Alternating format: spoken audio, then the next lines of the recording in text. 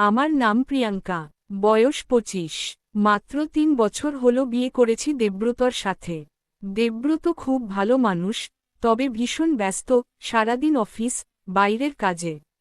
এইভাবেই সংসার চলে যাচ্ছে, কিন্তু আমার মনটা অনেক সময় একা হয়ে যেত। আমার স্বামী দেবব্রতর ছোট ভাই দেবাশিস, বয়স 22, তখনই কলেজ শেষ করে আমাদের সাথেই থাকত। হাসি খুশি, চঞ্চল, প্রাণবন্ত। প্রথম দিকে ওকে আমি শুধু ছোট ভাইয়ের মতোই দেখতাম, কিন্তু ধীরে ধীরে অদ্ভুত কিছু বদলাতে লাগল। আমার ওর উপর একটা টান আসতে থাকল। একদিন বিকেলে আমি রান্নাঘরে কাজ করছিলাম, হঠাৎ দেবাশিস এসে বলল, বৌদি, তুমি সারাদিন একা এত কাজ করো, তোমাকে দেখে আমার খারাপ লাগে। ওর গলায় এক অদ্ভুত মায়া ছিল। আমি অবাক হয়ে ওর দিকে তাকালাম। মনে হল, এতদিনে কেউ আমার একাকিত্বটা বুঝল দাঁড়ি। এরপর থেকে দেবাশিস মাঝেমধ্যেই রান্নাঘরে আমাকে সাহায্য করত। হালকা কথা বলত, মজা করত, হাসি ঠাট্টা করত। আমি বুঝতে পারছিলাম, আমার ভেতরে ভেতরে ওর জন্য আলাদা অনুভূতি জন্ম নিচ্ছে। একদিন আমি বারান্দায় বসে চুল শুকাচ্ছিলাম। হঠাৎ দেবাশিস এসে পাশে দাঁড়িয়ে বলল, বৌদি, তোমার চুলে রোদ পড়লে মনে হয় যেন সিনেমার নায়িকা। আমার বুকের ভেতর কেমন কেঁপে উঠল। আমি বললাম, দেবাশিস, এসব কথা তোমার মুখে মানায় না। কিন্তু মনে মনে আমি খুশিই হলাম। সেই রাতে আমার ঘুম আসছিল না, বারবার ওর কথাগুলো মনে পড়ছিল। কয়েকদিন পর প্রচণ্ড ঝড় বৃষ্টি হল। বিদ্যুৎ নেই, অন্ধকার চারিদিক। আমি মোমবাতি খুঁজছিলাম, হঠাৎ পা পিছলে পড়ে যাই। দেবাশিস আমাকে জড়িয়ে ধরে উঠাল। মুহূর্তের জন্য আমাদের চোখে চোখ পড়ল। আমি অনুভব করলাম ওর হাত কাঁপছে, আমার শরীরও কাঁপছিল। ও ঠিক আমার কোমরটা যেন শক্ত করে চেপে ধরেছে। সেই রাতে আমি বারবার সেই মুহূর্ত মনে করছিলাম। এক রবিবার সকালে দেবব্রত বাইরে গিয়েছিল অফিসের কাজে। আমি ঘরে একা ছিলাম। দেবাশিস দরজা এসে ডাকল, বৌদি, চা খাবে? আমি হেসে বললাম, তুমি বানাবে? ও চা বানিয়ে আনল। আমি চুমুক দিচ্ছিলাম, হঠাৎ কাপটা নামিয়ে দেবাশিস আমার হাত ধরল। বলল, আমি আর লুকোতে পারছি না বৌদি, আমি তোমাকে খুব ভালোবাসি। আমার হৃৎপিণ্ড যেন থেমে গেল।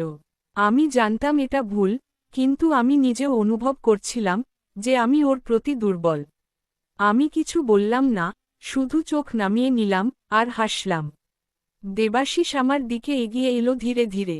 আমি প্রথমে থামাতে চাইলাম, কিন্তু মুহূর্তের মধ্যে আমি নিজে ওর বুকে ঢলে পড়লাম। আমি আরও কোথায় যেন হারিয়ে গেলাম কামের বশে। সেই প্রথম আমরা সীমা ভাঙলাম। এরপর থেকে আমরা গোপনে দেখা করতাম। দেবব্রত অফিসে গেলে আমরা একসাথে সময় কাটাতাম। একে অপরের স্পর্শে হারিয়ে যেতাম।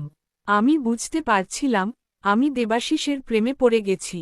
কিন্তু সমাজ, সংসার, বিবাহ, এসব কথা মাথায় এলেই ভয় লাগত। আমার স্বামী দেবব্রত যখন রাতে ঘুমাত, তখন লুকিয়ে লুকিয়ে আমরা বাড়ির ছাদে দেখা করতাম, আর একটা চাদর বিছিয়ে আমরা শরীরের সুখে হারিয়ে যেতাম, আবার ভোরে ঘরে ফিরে আসতাম। এইভাবেই আমাদের প্রেম চলছিল ভালোই। একদিন হঠাৎ আমার স্বামী দেবব্রত আমাদের দেখে ফেলল। আমি আর দেবাশিস বিছানায় শুয়েছিলাম ওর বুকে মাথা রেখে, গায়ে আমাদের কিচ্ছু ছিল না। সেদিন ও হঠাৎই দুপুরে বাড়ি ফিরে এসেছিল। আমাদের দেখে ওর চোখে যে আঘাত, রাগ, ঘৃণা, তা আমি সহ্য করতে পারছিলাম না দাঁড়ি। প্রিয়াঙ্কা, তুমি এটা কি করছো? আমি তোমাকে বিশ্বাস করেছিলাম। এই বলে সে সেখান থেকে বেরিয়ে গেল। আমি কান্নায় ভেঙে পড়লাম। দেবাশিস মাথা নিচু করে দাঁড়িয়ে রইল। সেদিন থেকে সংসারে ঝড় উঠল। আমি বুঝলাম, আমার দুর্বলতা, আমার আকর্ষণ একটা পুরো সংসার ভেঙে দিয়েছে। দেবাশিস আমাকে বলেছিল পালিয়ে যেতে, কিন্তু আমি পারিনি। আমার বিবেক, আমার দায়িত্ব আমাকে টেনে ধরল। সেদিন এরপর থেকে আমার স্বামী দেবব্রত আর আমার সাথে কথা বলে না, আর বাড়িও আসে না। 1 মাস পর 2 দিনের জন্য আসে। শেষ পর্যন্ত আমি সিদ্ধান্ত নিলাম, এই সম্পর্ক শেষ করতে হবে। আমি দেবাশিসকে বললাম, আমাদের যা হয়েছিল, সেটা এক মুহূর্তের দুর্বলতা। এটা চলতে পারে না। আমি আমার স্বামীকে আর আঘাত দিতে চাই না। দেবাশিস কেঁদে ফেলল, কিন্তু শেষে মাথা নত করল। আজ বহু বছর কেটে গেছে। আমি এখনো আমার ভুলের জন্য অনুতপ্ত। আমি জানি, নিষিদ্ধ সম্পর্কের মোহে ভেসে গিয়ে আমি আমার স্বামীকে কষ্ট দিয়েছিলাম। দেওর বৌদির সম্পর্ক সবসময় ভাইবোনের মতোই পবিত্র হওয়া উচিত। আকর্ষণ অনেক সময় সত্যিকারের ভালোবাসা নয়, এটা শুধু মুহূর্তের টান।